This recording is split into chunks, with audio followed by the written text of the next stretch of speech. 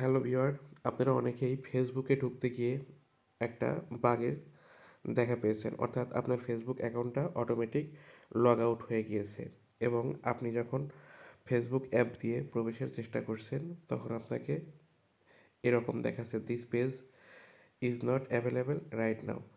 সারা বিশ্বের অনেক ফেসবুক অ্যাকাউন্টের সাথেই এই ঘটনাটা ঘটেছে, অর্থাৎ ফেসবুক তার সার্ভার মেইনটেন্সের জন্য এই ঘটনাটা আসলে ঘটেছে।